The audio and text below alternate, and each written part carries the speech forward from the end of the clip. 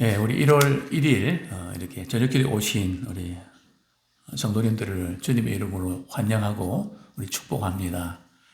이번 주까지 그러니까 오늘 목요일 금요일까지 하나님의 비유를 말씀드리고 또 다음 주부터 우리 새로운 또 본문을 가지고 함께 도전받았으면 좋겠습니다. 계속해서 좀 이 비유의 말씀을 이렇게 드리면서 강조하는 부분들은 이 비유를 접할 때에 예수께서 왜 이 비유를 말씀하셨을까? 항상 우리 하나님께서 우리에게 말씀 주실 때에도 의도가 있거든요. 그 의도를 놓치고 우리 식으로 이렇게 이해해버리면은 본질에서 빗나갈 수가 있죠. 또 그런 점에서 그 당시에 그런 문화를 또 알아야 되고 또 역사적인 배경도 알아야 되고 그것을 또한 우리에게 적용해야 되는 이 작업들이 참 만만치 않지만 우리 하나님 주시는 또 은혜 가운데서 깨닫는 기회를 가지면 좋겠습니다. 오늘 비유는 어떤 비유로 알려졌습니까? 불의한 청지기의 비유, 즉 옳지 않은 청지기의 비유 이렇게 알려져 있는데요. 먼저 우리 예수님께서 왜 이 비유를 말씀하셨을까요? 먼저 항상 성경을 읽어 가실 때에 대상이 누군가 대단히 중요합니다. 저도 설교하면서 새로운 분들이 이렇게 들어오시잖아요. 구성원들이 좀 달라지면 그때마다 이제 강조점이나 이런 부분들이 조금 달라집니다. 또 어떤 때는 또 설명이 또 가해지기도 하고요. 그러나 대상에 따라서 달라질 수밖에 없거든요. 예수님께서 누구에게 이 비유를 말씀하셨을까요? 우리 16장 1절 한번 같이 읽겠습니다. 시작. 또한 제자들에게 이르시되 어떤 부자에게 청지기가 있는데 그가 주인의 소유를 낭비한다는 말이 그 주인에게 들린지라. 예수님께서 이제 본인이 우리 예수님께서 이제 세상을 떠나 십자가에 고난 당하시고 보라 성산을 아시고 이 제자들에게 준비를 시킵니다. 제자로서 어떻게 살아가야 되나. 특별히 이제 16장에 보면 물질 문제에 대해서 재물에 대해서 어떻게 지혜롭게 사용해야 되는가.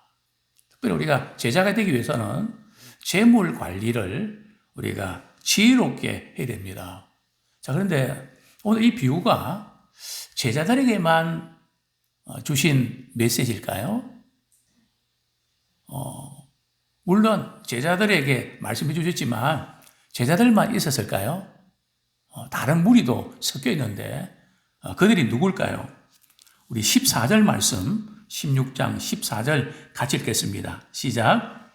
바리새인들은 돈을 좋아하는 자들이라 이 모든 것을 듣고 비유권을 누구도 이 비유를 같이 들었다고요? 바리새인들이 같이 들었다는 거죠. 그런데 바리새인들이 누굴까요? 그들은 철저하게 당시에 우리 신자들이 세상과 타협하고 또 변질되는 것을 보고 우리는 믿음 생활 잘해야 되겠다.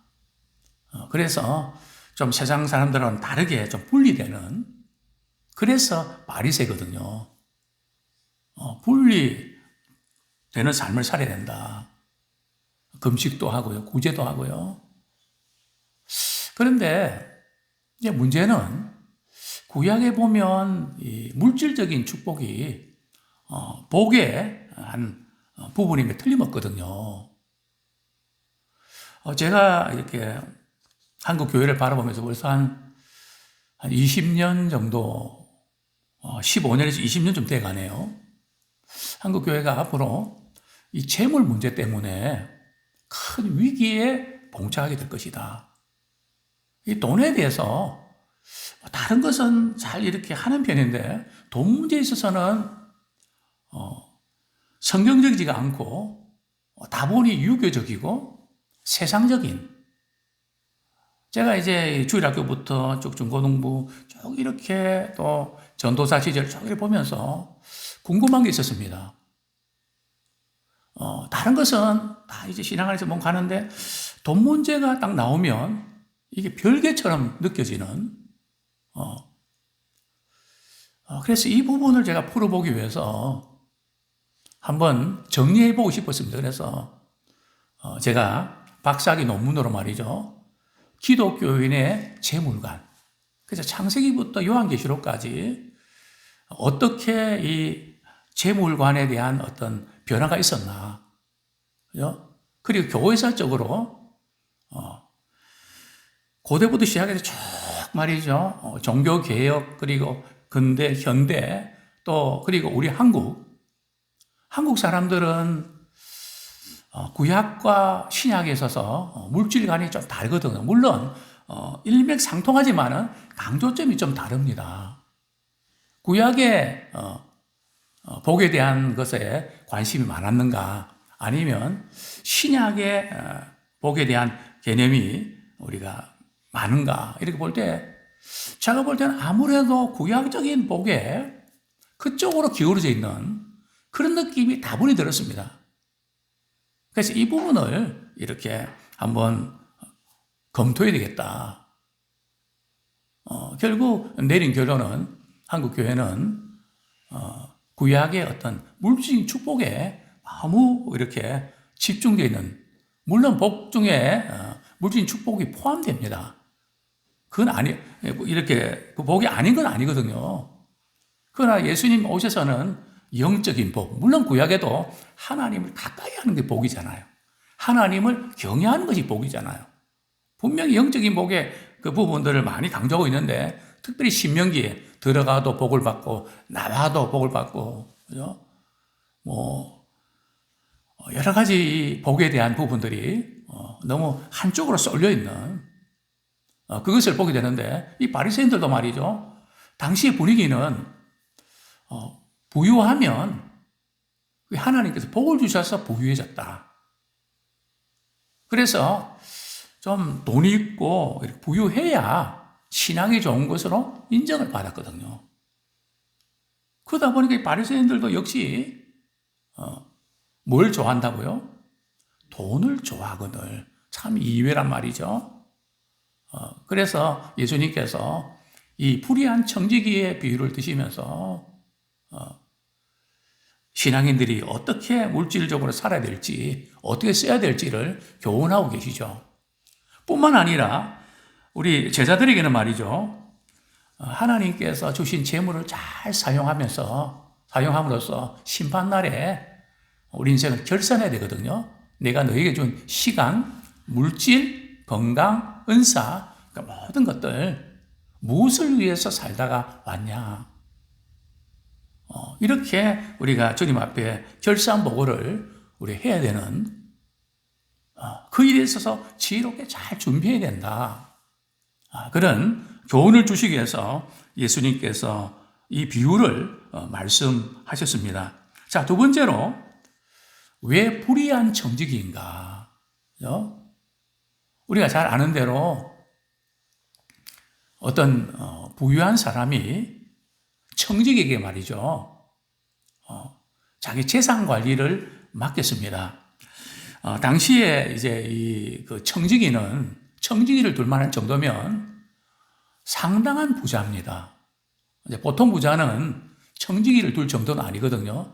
청지기한테 이제 임무를 맡기는데, 당시에 이 청지기도 세 가지 역할을 했는데요. 첫 번째는 주인의 재산을 맡은 사람이 있고, 또 그 아이들을 잘 이렇게 돌보는 그런 역할, 그리고 가정 살림을 돌보는 그런 역할이 있었는데, 오늘 본문에 나오는 청지기는 주인의 재산을 맡아서 관리하는 그런 사람이었죠. 그런데 이 주인의 귀에 말이죠, 이상한 소문이 들려지기 시작합니다. 어떤 소문입니까? 한 청지기가 말이죠, 주인의 재산을 자기 마음대로 낭비한다는,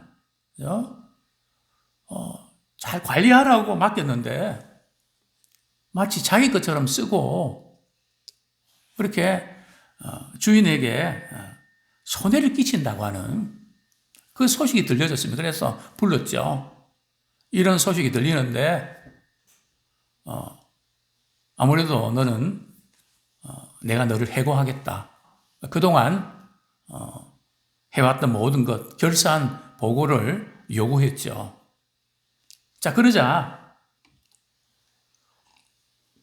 이 정직이는 이제 고민에 빠졌죠. 야, 그러면 나는 처자식 뭐 먹이고 살릴 수 있을까? 내가 뭐하고 살아야 되지? 이런 부분에서 신경을 쓸 수밖에 없었겠죠. 농부로서 말이죠. 뭐 그냥 골치 아프니까 시골에 가서 농사하면서 살아야지. 그렇게 하려고 그러니까 땅을 파자니 뭐가 없다고요? 힘이 없어서. 그죠? 우리가 이제 연세 드신 분들이 그냥 로망이 있잖아요.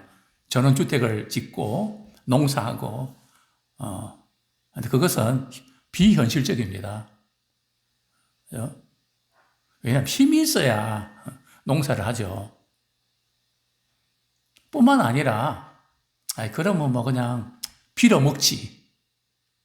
그렇게 하자니 부끄럽고 말이에요. 창피하다 이거죠. 그죠? 자존심 상하고, 도대체 뭘 먹고 살아야 되지?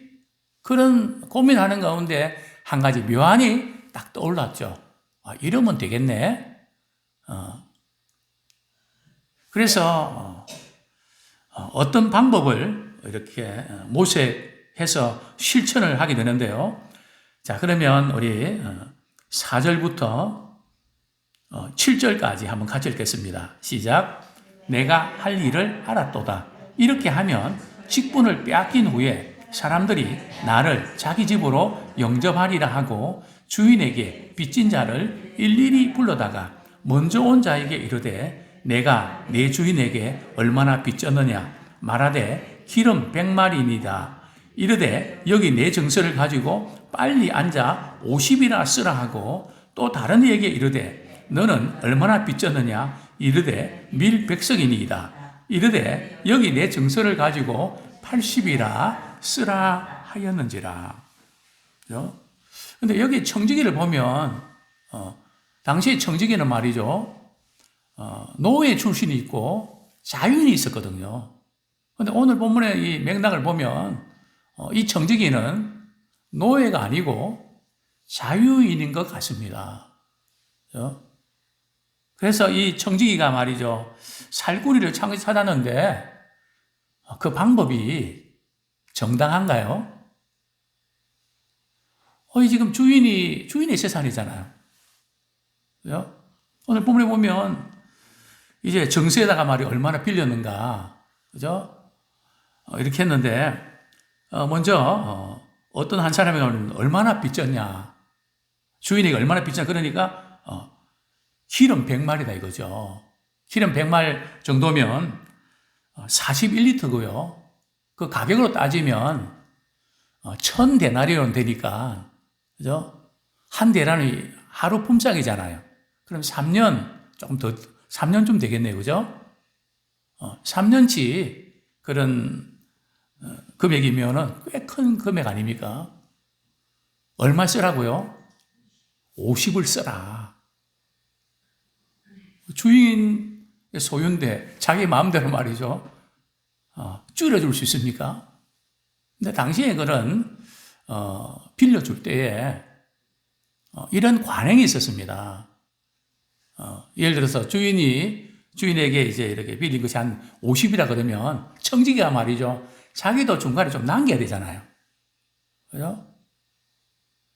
그래서 그거를 많이 남긴 주인이 또 고리 대금업자이기도 하고요. 경우도 있었고 또 이 청지기가 말이죠. 많이 떼먹는. 그래서 당시의 관행에 의하면 아마 이 지금 청지기가 이렇게 한 것은 실제로는 기름 50마리인데 100말로 써붙였다. 그래서 얼마 쓰라고요? 50말로 이렇게 써라. 왜냐면 주인한테는 손해가 안 되니까. 자, 그리고 밀은요, 밀 100석이다. 그러니까 얼마 쓰라고요? 80 써라. 한 20이 이렇게 자기가 남겨 먹으려고 그랬는데, 이제 그게 이제, 그거 내가 탕감해 줄게. 이 지금 청지기가 말이죠. 이런 행동한 거 어떻게 생각하나요? 상당히 참 문제가 있죠. 자, 근데 문제는 있는데,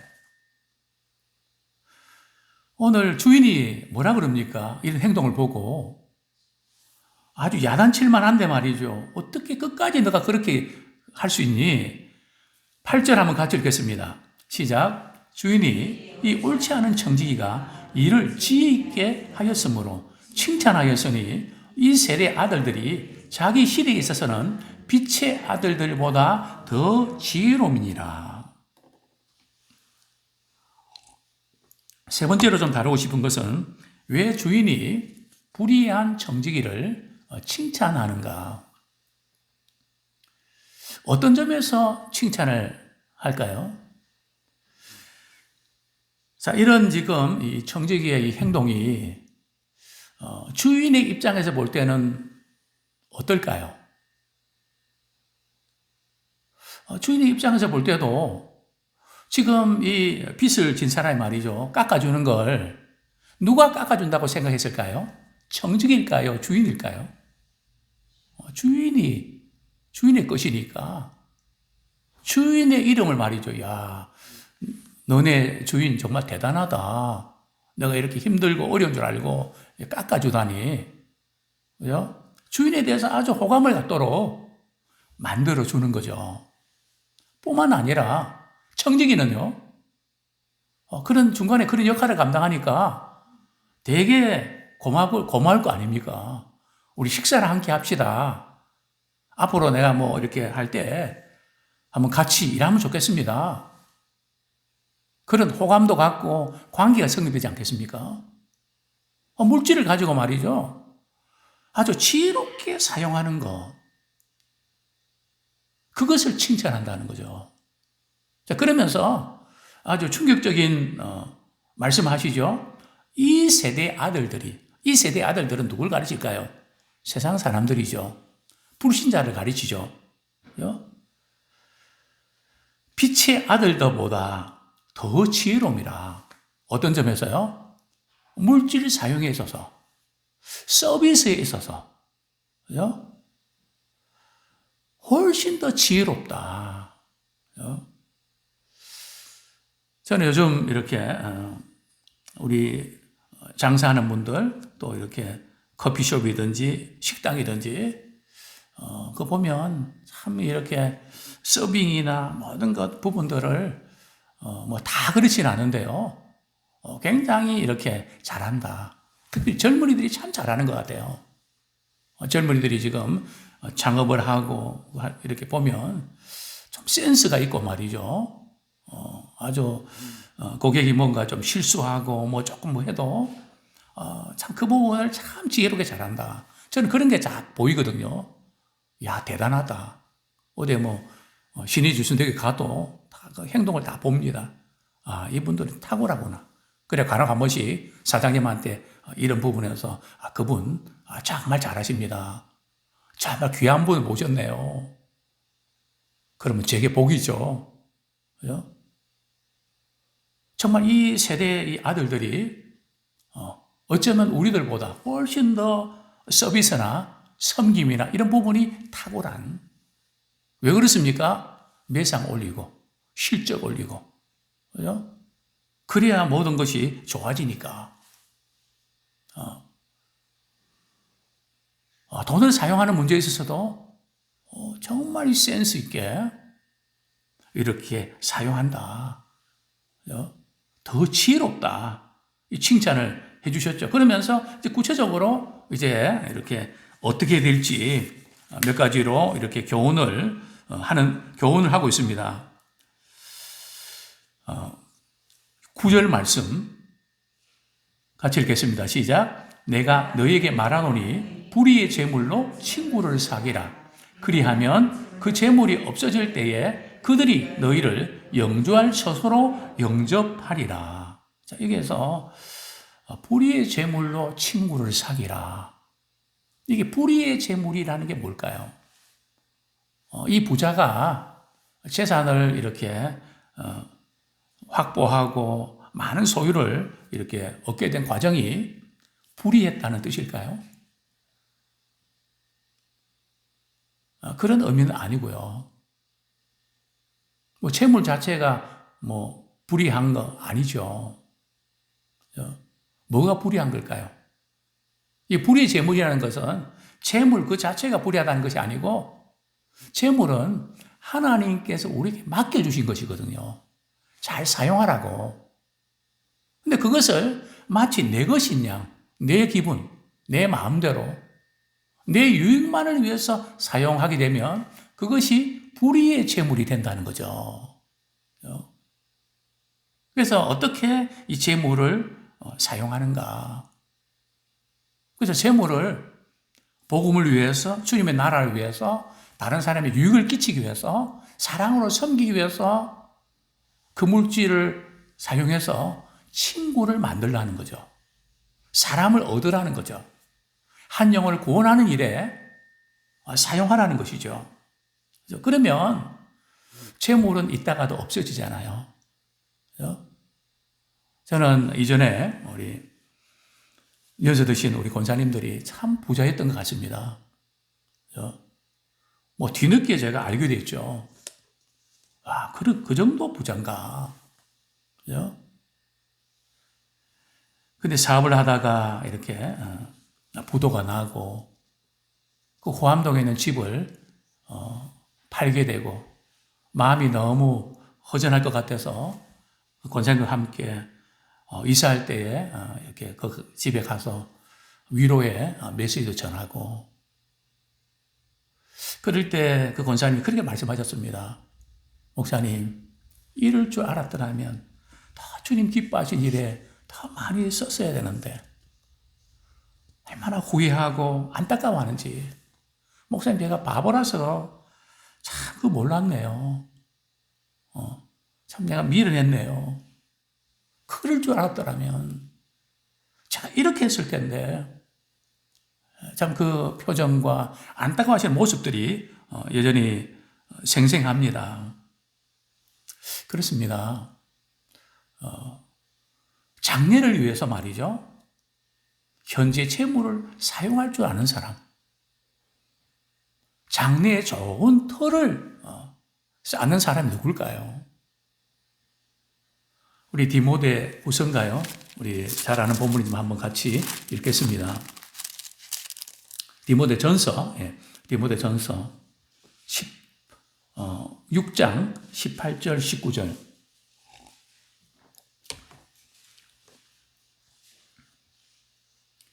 같이 읽겠습니다. 시작. 선을 행하고 선한 사업을 많이 하고 나누어 주기를 좋아하며 너그러운 자가 되게 하라. 이것이 장래에 자기를 위하여 좋은 터를 쌓아 참된 생명을 취하는 것이니라.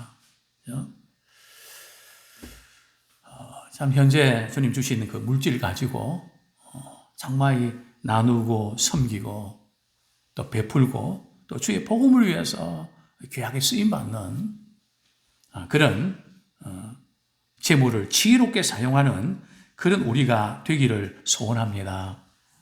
또 우리 10절 말씀 같이 읽겠습니다. 10절 11절 시작. 지극히 작은 것에 충성된 자는 큰 것에도 충성되고 지극히 작은 것에 불의한 자는 큰 것에도 불의하느니라. 너희가 만일 불의한 재물에도 충성하지 아니하면 누가 참된 것으로 너희에게 맡기겠느냐. 우리 예수님께서는 지극히 작은 거, 그게 뭘까요? 물질이거든요. 우리가 볼 때는 물질이 엄청 크게 보일 수 있지만 주님이 보실 때는 지극히 작은 거, 하나님께서 우리에게 주셨던 그 부분을 주님이 기뻐하시는 용도에 사용하고 또 다른 사람의 유익을 위해서 사용하고. 제가 이전에 참 어떤 목사님이 그런 말씀을 하시더라고요. 참 우리 목회자에게 좀 부끄러운 모습이기도 합니다. 목사님, 제가 그동안 목사님들을 많이 이렇게 대하면서 목사님들이 이렇게 베풀고 섬기는 모습들을 거의 못 봤습니다. 물론 잘 섬기는 분들 많이 계실 겁니다.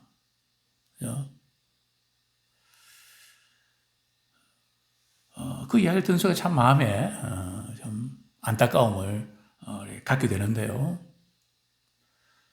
우리 하나님께서 우리에게 주신 이 물질을 우리 어떻게 쓸까? 특별히 우리 자녀들에게도 또 우리 주변에 있는 분들에게도 어떻게 좀 섬길까?